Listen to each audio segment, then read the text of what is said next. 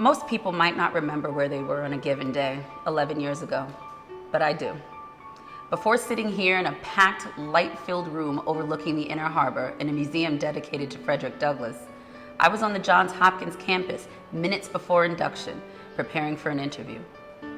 As I made my way through the throngs of new teachers waiting to check in, the space felt so crowded. Hard to imagine in this still mostly virtual moment. It was my first day as a Teach for America Corps member, and although that meant a 2-year commitment, later that day, a persuasively intense school leader founding a turnaround school would convince me to stay for 3.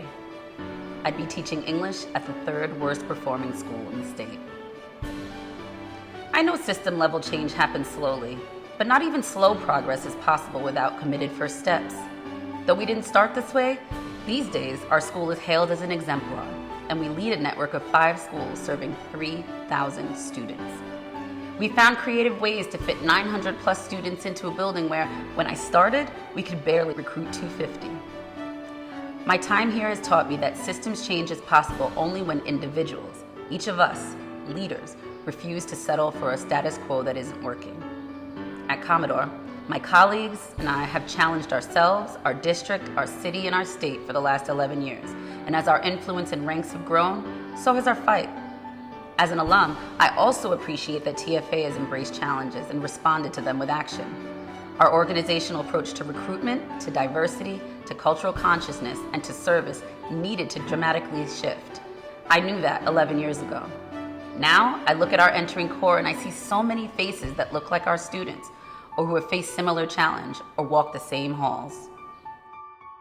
I remember that day because I was sitting there too, several years before I would become a civil rights lawyer. That year, we heard about an alum who was running an upstart campaign to represent Baltimore City in the state Senate and replace an incumbent who didn't even talk about issues like inequity or racism. I couldn't imagine that 10 years later, this alum would be leading the entire state legislature as Senate President, helping to pass a landmark new education funding formula. Nor could I have imagined that my own brother would enter and complete the Corps in Baltimore, a Corps that has transformed to become a majority of people of color. That same brother now works for an alumni principal who was just named Maryland State Principal of the Year. These are just a few examples of the 1,200 alums in the city working with the same commitment from different vantage points to dismantle racist systems. Not just my brother or his principal or the state Senate president, but a city council member, state delegates, teachers, district and nonprofit leaders, open society fellows, and social entrepreneurs. Over the past decade, I've been excited to watch the size of the teaching corps double and the number of alumni triple. But I am most proud to watch all of us commit to being the best version of ourselves, to admit when we stumble, but always keep working to be our best to make Baltimore a city all of us care deeply about, more equitable for all of its children, no matter what neighborhood they live in. That's the kind of learning and organization I'm proud to be a part of. We sat there that day, listening to an executive director who told us it was her first day too. Her excitement and smile were reassuring. We were in this together. 8 years later, I found myself in another TFA induction of sorts.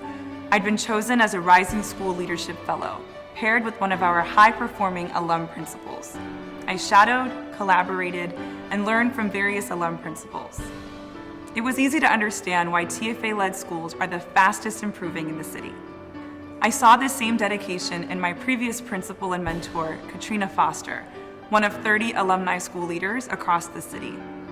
I observed school leaders fight not just for access, but demand equity, like Taisha Swinton, who was named Maryland's Principal of the Year, in part because even in a pandemic, she refuses to accept inequity. That leadership fellowship offered an extraordinary opportunity for me to observe and grow as a leader. In my current district office role, I have seen example after example of my fellow alums impacting our entire network of schools. Our chief of schools, human capital chief, our chief of family engagement and communication, executive directors of college prep and school networks. We are over 30 strong as a TFA network within our district office, working every day to transform the education landscape for 80,000 students. I was one of the fortunate teachers who already knew their placement that day. I'd be teaching where Thurgood Marshall, Verda Welcome, and Kwesi Mfume were once students, where civil rights leaders organized Black Baltimore. Booker T. Washington Middle School. The sense of history and opportunity overwhelmed me. Little did I know I'd just met my future wife, who was slated to teach English just down the hall.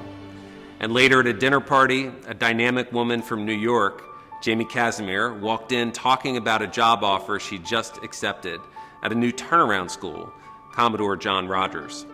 I couldn't have imagined that I'd join Jamie in just a few years at Commodore, that together she and I would coach a team of amazing young men who'd surpass Roland Park to win the Baltimore City Lacrosse Championship, and that we'd be a part of one of the nation's most promising school improvement efforts.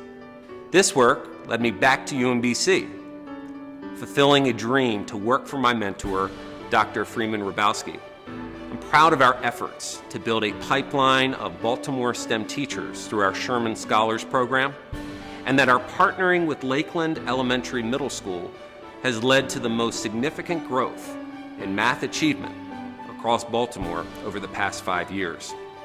While I envisioned being here in Baltimore a decade later, I didn't quite understand the deep personal work it required, or how I'd grow by aspiring to be an anti-racist educator in Baltimore. On that first day, I couldn't have imagined what the next 11 years would be. And if I'd written it down, it would have been a forgettable fiction. But my actual story, how I would help to lead my school and network, how the people who sat beside me would impact Baltimore and its children, and how the students that would sit in front of me would change me and be changed by me for the better, is the stuff that fills pages. What I didn't know then, but I know now, is just how urgently all of us are needed to partner with marginalized communities in Baltimore and beyond. I will be forever grateful for Teach for America for giving me the tools to begin my lifelong journey to do so. I'm grateful for the many opportunities TFA has provided me over the past decade. When I look back at that version of me from 2010 and reflect on how much I've grown, I'm proud of the leader I have become. A leader who realizes there is more than one way to lead inside and outside of the schoolhouse. If I could go back to that seat now, I'd emphasize that this work is more than making a difference through great lessons or even strong individual relationships. Instead, our actions in our personal and professional lives shape the future of this place. I am proud to call Baltimore home. And as a white man, a father, and an educator, I humbly commit each day to reshaping the opportunity paradigm in Baltimore.